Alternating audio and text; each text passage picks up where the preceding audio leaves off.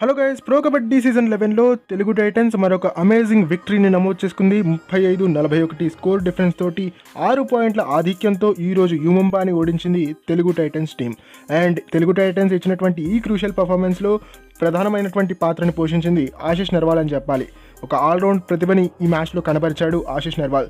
9 right పాయింట్స్తో పాటుగా ఒక tackle పాయింట్ని కూడా సాధించి తెలుగు టైటన్స్కి ఈ క్రూషియల్ విక్టరీని అందించడంలో క్రూషియల్ రోల్ని ప్లే చేశాడని చెప్పాలి.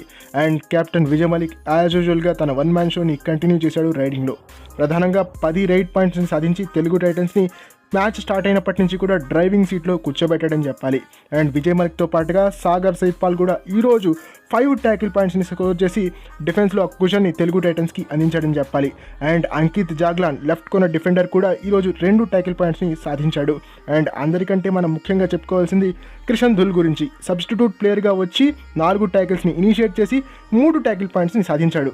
హీఈస్ రియలీ అమేజింగ్ అని చెప్పాలి. ఒక పర్ఫెక్ట్ కమ్బ్యాక్ ఇది క్రిషన్ ధుల్కి. ఇలానే తన ఫామ్ కంటిన్యూ అవ్వాలి. తెలుగు టైటన్స్ అతనికి మరిన్ని అవకాశాలు ఇవ్వాలి అని చెప్పేసి కోరుకుందాం. అండ్ దాంతోపాటుగా యుముంబా ప్లేయర్స్ కూడా చాలా బాగా పర్ఫామ్ చేశారు. అజిత్ చౌహాన్ 6 రైట్ పాయింట్స్ని సాధించాడు. అండ్ మంజీత్ దహియా అయితే 7 రైట్ పాయింట్స్ని సాధించాడు. బట్ ఈ పర్ఫార్మెన్సెస్ అన్నింటినీ కూడా అవుట్ఫేట్ చేయడంలో తెలుగు టైటన్స్ సాధించినటువంటి ఆ కలెక్టివ్ ఎఫర్ట్ ఏదైతే ఉందో అది క్రూషియల్ రోల్ ప్లే చేసిందని చెప్పాలి. ప్రధానంగా ఈ విక్టరీ అందరి టీమ్ ప్లేయర్స్కి కూడా చెందుతుంది, కోచ్కి కూడా క్రెడిట్ వస్తుంది. అండ్ మంచి ప్లేయర్స్ని పిక్ చేసినటువంటి మేనేజ్మెంట్కి కూడా ఈ క్రెడిట్ వస్తుందని చెప్పాలి. అండ్ ఈ సీజన్లో తెలుగు టైటన్స్కి ఇది 9వ విక్టరీ. ప్రో కబడ్డీ సీజన్ 1 నుంచి ప్రో కబడ్డీ సీజన్ 10 వరకు ఏ ఒక్క సీజన్లో కూడా మనం 8 మ్యాచ్లకు మించి గెలవలేదు. పర్టికులర్గా సీజన్ 1 నుంచి 6 వరకు తెలుగు టైటన్స్ రాహుల్ చౌదరి సారథ్యంలో ఏ ఒక్క సీజన్లో కూడా 8 మ్యాచ్లకు మించి గెలవలేదు.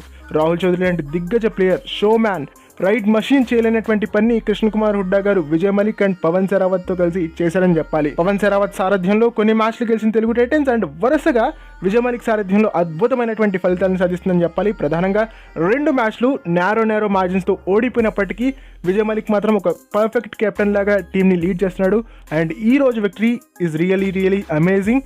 చాలా సంవత్సరాల పాటు తెలుగు టైటన్స్ ఫ్యాన్స్ గుర్తుంచుకుపోయేటువంటి విక్టరీగా మనం దీన్ని అభివర్ణించుకోవచ్చు. So thanks to Vijay Malik, thanks to the entire team, thanks to coaching staff and thanks to the management of Telugu Titans.